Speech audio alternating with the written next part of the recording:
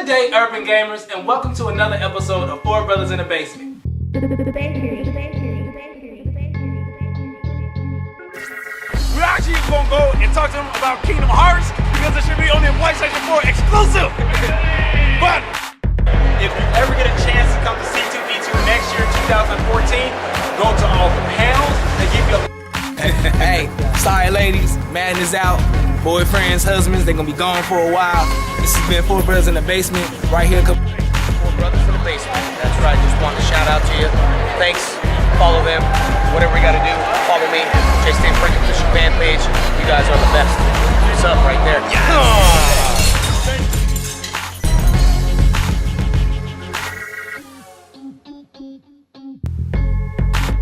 Good day, urban gamers, and welcome to another episode of Four Brothers in the Basement.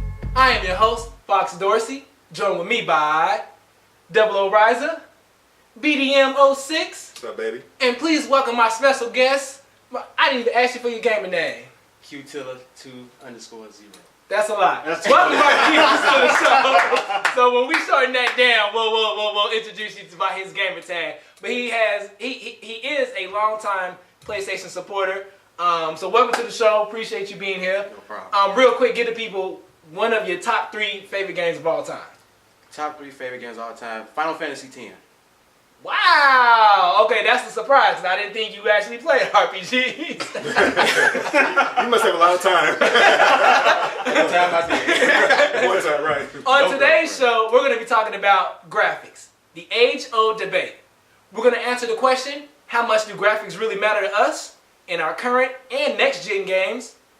And we're going to give you our top 5 wish list of the things we want to see in the next Batman Arkham Knight game.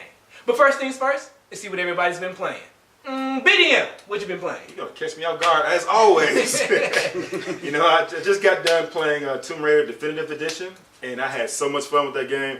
Highly recommend it. That's what's And they up. did not pay me to say that at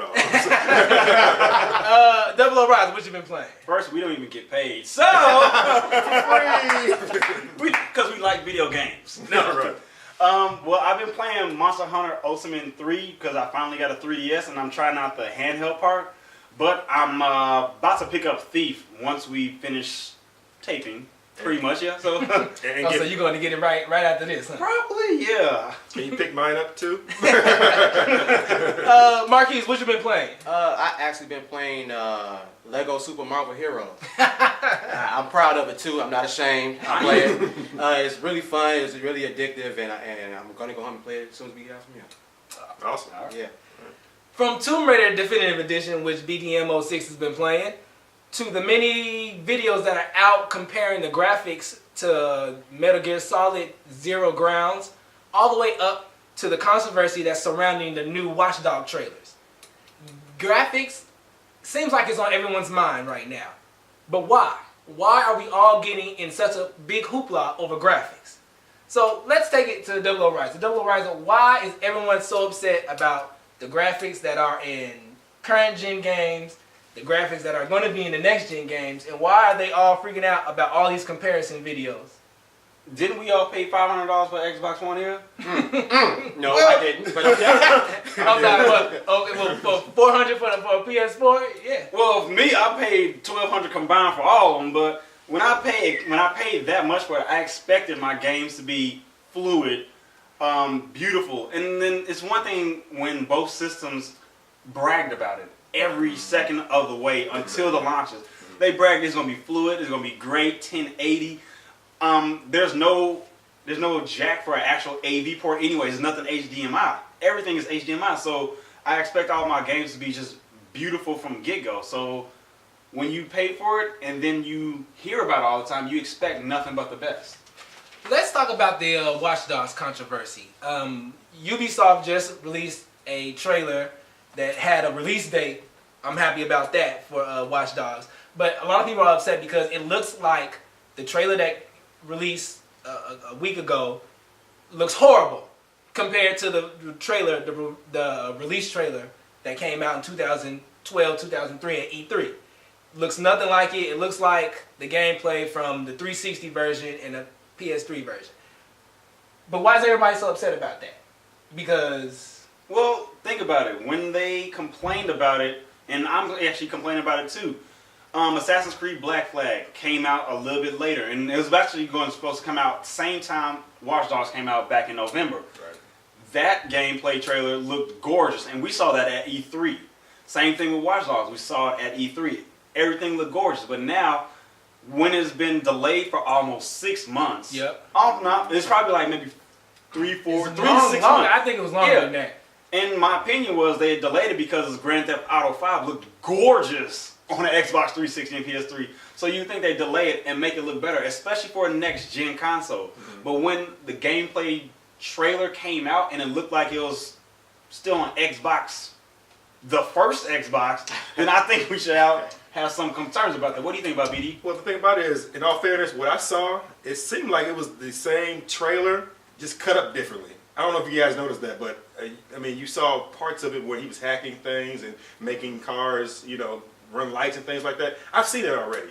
That's the part I wasn't satisfied about. Give me something I haven't seen yet, And I feel like they just were lazy and didn't want to put together a beautiful trailer for whatever reason that was. And that's my gripe with it, in a nutshell. Well, how much do you care about graphics in your games?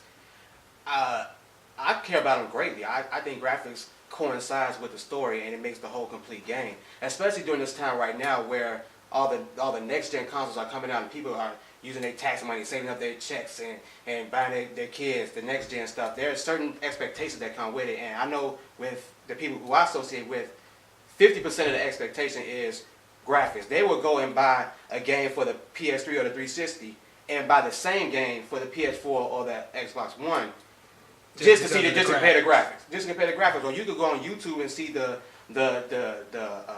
side by sides of the games that come out for both systems and the graphics for the PS3 and the graphics for the PS4 or the 360 or the One, and they get excited about it. So for me, it's not just what a game. It's not just the story. It's not just the gameplay. It's the graphics. Because sometimes I might just daydream and grab like, man, I feel like I'm there. Or I need to get a bigger TV so I can really feel like I'm there. So graphics to me coincides with the story. I totally agree with you because I'm all for that immersive experience. So I want to feel like I'm actually that character. I want to relate to that character. So seeing it like that and then being in that world and feeling like, oh man, the weather changed and my character's getting cold or whatever. I want to feel that. And those graphics help you tell the story as well. It's not just pretty. It helps you move it along. Well, okay, so it's pretty, helps us move it along. What about as far as gameplay? How much do graphics affect your gameplay? Depends on the game. I can truly say it depends on the game. This is going to be me sounding old school, but if we all think about Shadow of Colossus, which I'm pretty sure most of us played it. Oh, wow. Yes. Yeah, Shadow of Colossus, yes. You can almost say it was like some kind of weird blurry graphic thing, but by far the gameplay was outrageously outstanding. Mm-hmm. And we can all agree with that. Journey, which won, I think, a Game of the Year somewhere, that gameplay was like some kind of weird cel shade graphic, and it wasn't like a Call of Duty or one of those Assassin's Creed like game graphics. It was kind of like simplistic graphics, but it actually helped the story go along. I didn't need specific everything flowing and seeing raindrops and seeing the backgrounds to like crispness. It was just that it all depends on the game. And it's funny you brought up graphics and you said shell shading because that reminds me of Wind Waker. When Wind Waker first came out, oh my god, it was a big ruckus. Oh my god, look at the graphics. This looks cartoonish, real kiddish. I want a realistic Link. But Wind Waker was an excellent game. Excellent game. And if you guys missed it, hopefully you got a Wii U. You can pick it up that way. But Wind Waker was an excellent game. Excellent game. So once again, it just depends on graphics. But then once again, you can turn to allow realistic graphics. BioShock Infinite is a great example of being immersed inside of a game through graphics. Right. Nothing was said, but mostly the first 15 minutes was you just exploring the city, and it was just a grandeur behind it. It was like, wow, this is amazing. What about in our next gen games? Are you gonna get a game based off of graphics because of the way it looks for next gen? Like, what if, like, okay, so let's take Watch Dogs for example. Doesn't look that great. What if that actually turns out to be the Xbox One or the PS4 version, where it looks like a 360 version? Like, would you buy it? Well, let me answer this by saying this. If I was to do that, I would have bought Rise. Okay, I mean, now everybody knows Rise looks beautiful, right? Yeah. But the gameplay is horrible, horrible. So with that being said, I would never buy a game just because it was pretty. I'm all about how gorgeous it looks, you know, whatever. But it's all about the game mechanics. Okay. I feel that now. For example, Resident Evil 5, right? Everybody knows about that game, of course. I didn't buy that game because you couldn't shoot and run.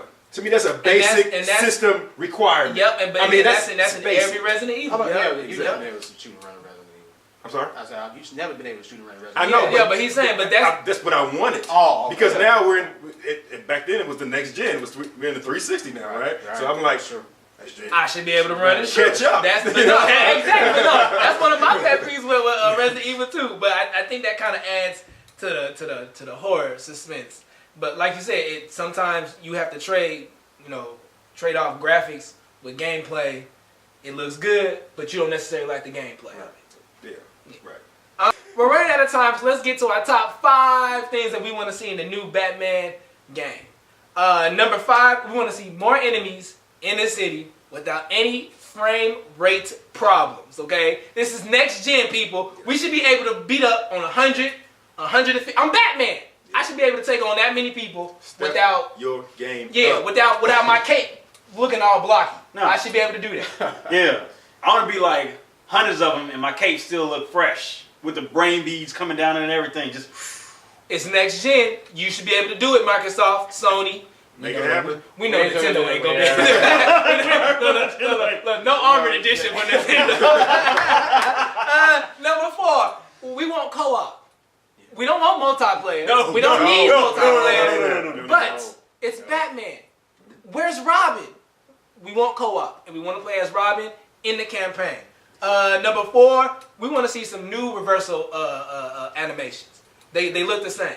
You either punch somebody's arm and break it, or you kick them. Yeah, hold their leg. Yeah. We want to see something else. We know Batman is a martial artist. He's a black belt. We want to see different animations. It's next gen. We're demanding things from next gen. More dynamic.